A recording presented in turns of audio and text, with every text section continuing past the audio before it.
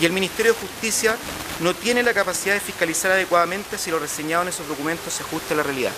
Cuando le preguntamos al Ministerio, la respuesta fue: mire, solo tengo 2 funcionarios para revisar todos los balances y todas las memorias que nos llegan de las fundaciones sin fines de lucro.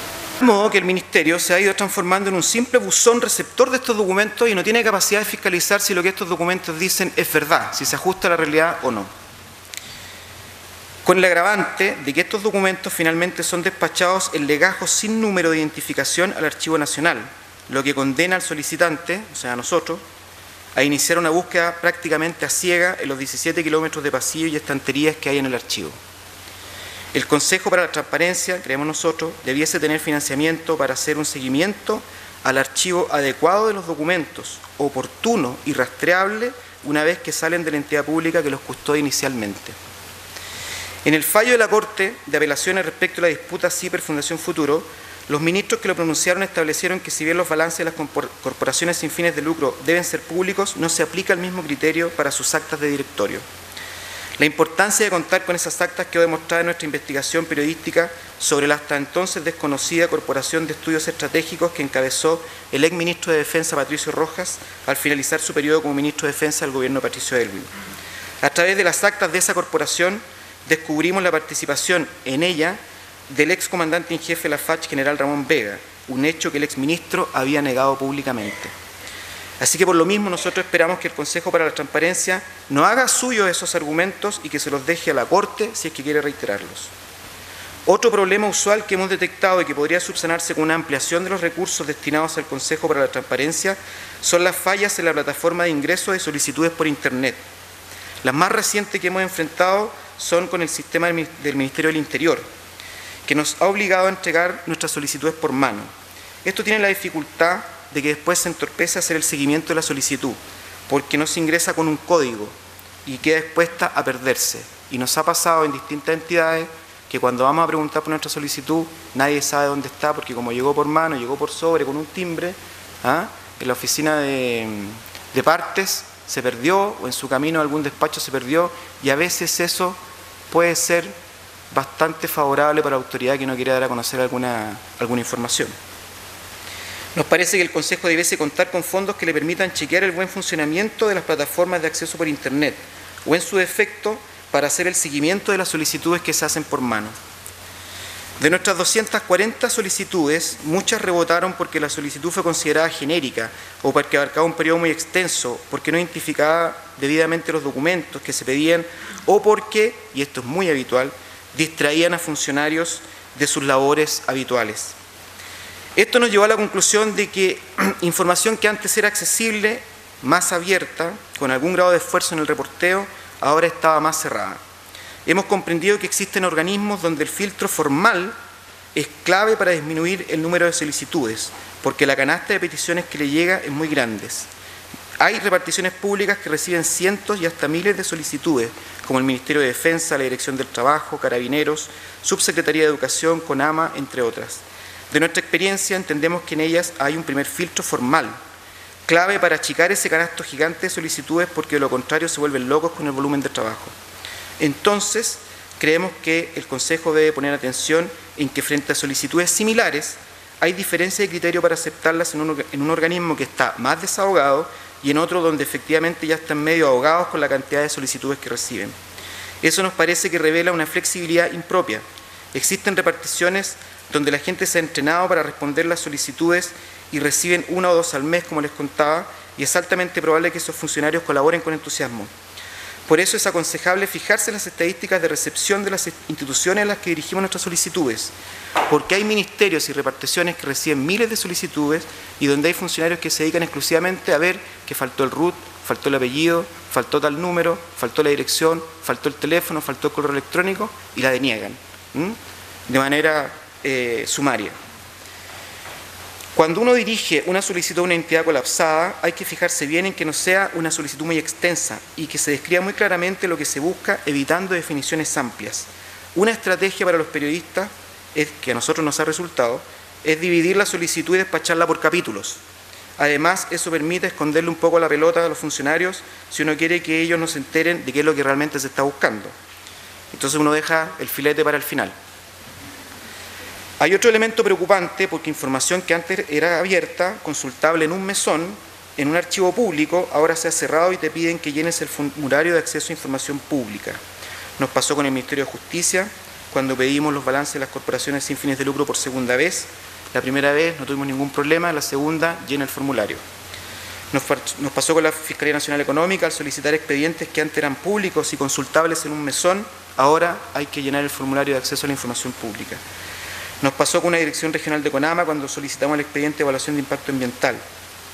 Asimismo, información que antes se conseguía por el expediente de la entrevista dentro del proceso de reporteo habitual, ahora requiere solicitud de acceso.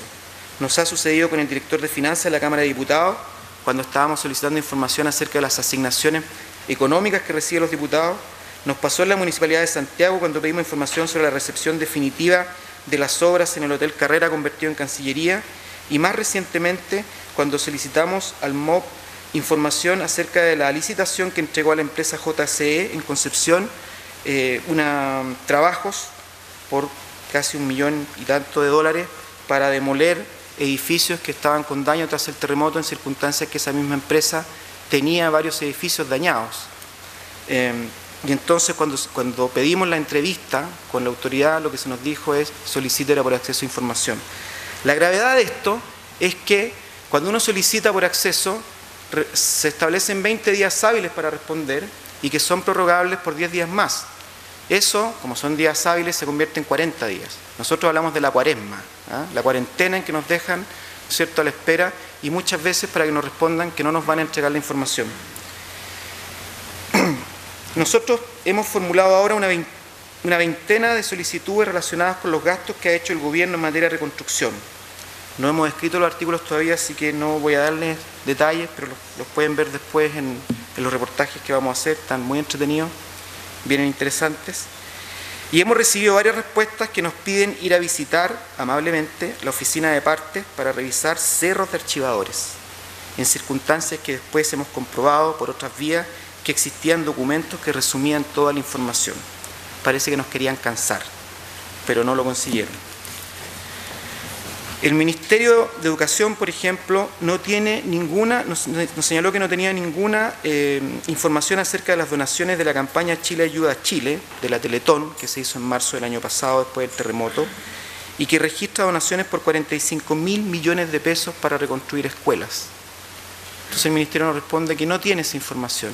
Cuando le consultamos a la Teletón, nos señalan formalmente que toda la información se la ha entregado en detalle al Ministerio de Educación. Nosotros, en este momento, lo que nos enfrenta con algunas entidades es estamos enfrentados con el Ministerio de Educación por el tema de estas donaciones hechas a las escuelas para la reconstrucción, con aduanas, porque nos negó la información acerca del proceso de fiscalización a la empresa Cencosud por la internación de 130 camiones que se rotularon como ayuda humanitaria para los damnificados y que finalmente fueron comercializadas las mercaderías que venían en ellos.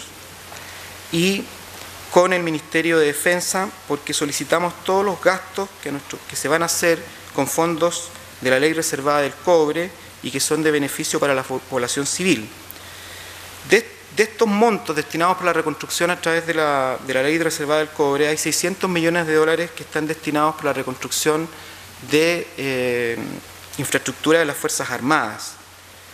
Nosotros hemos solicitado el detalle de los gastos que se pretenden hacer ahí y entendemos que muchos de ellos son pertrechos de Fuerzas Armadas, pero también se van a reconstruir casas dentro de las bases navales de Talcahuano, por ejemplo, y nos preguntamos cuánto de las cosas que se van a reconstruir con esos 600 millones de dólares no son exactamente pertrechos. El Ministerio de Defensa nos ha negado toda la información y nosotros hemos recurrido ya de amparo para que nos lo expliquen. Al mismo tiempo le hemos pedido al Ministerio de Hacienda y a la Dirección de Presupuesto cuál va a ser el mecanismo a través del cual va a poder determinar exactamente si ese dinero fue ocupado en reconstrucción y no en otra cosa. Porque si es reservado, ¿de qué manera los ciudadanos vamos a poder saber si se ocupó en lo que se estableció que era reconstrucción? En general, yo diría que si bien, y con esto cierro, el acceso a información es súper útil para los periodistas y a nosotros nos ha servido mucho en todas estas 240 solicitudes que hemos hecho, es bueno que los funcionarios sepan y tengan en cuenta siempre que el viejo expediente del reporteo de conseguirse los documentos a como dé lugar igual sigue vigente. Esta es una vía, pero nosotros somos periodistas y como sea nos conseguimos los documentos. Gracias. Sterman, periodista también, máster en Sociología en la Universidad Católica, profesor de la Universidad Diego Portales, y que nos va a contar un poco de un trabajo que ha hecho en regiones con periodistas de medios regionales. Hola, buenas tardes. Yo les quiero contar un poco los resultados de un proyecto que hemos desarrollado en la Escuela de Periodismo de la Universidad Diego Portales y que tiene que ver con un problema que es un poco general, yo creo, en estos 2 años de desarrollo de la ley. Y que es muy asimétrico el uso de la herramienta, el uso de las solicitudes de información. Si nosotros revisamos las estadísticas del Consejo, vemos que en general las peticiones se concentran más bien en Santiago que en regiones, en personas y en personas con altos niveles de educación. Por lo tanto, es una herramienta que en ese sentido su uso no se ha democratizado ni expandido de la forma que a muchos nos hubiera gustado. Es muy habitual que las empresas usen la ley. De hecho, muchas veces cuando pierden licitaciones públicas, hacen uso de la ley, incluso detonando finalmente algunos temas que han terminado en los medios, pero es mucho menos habitual que los ciudadanos comunes hagan uso de la ley, que ingresen a los sitios, que hagan solicitudes de información, etc. Y de alguna manera esta situación, un poco general, también se traslada al sistema de medios de comunicación.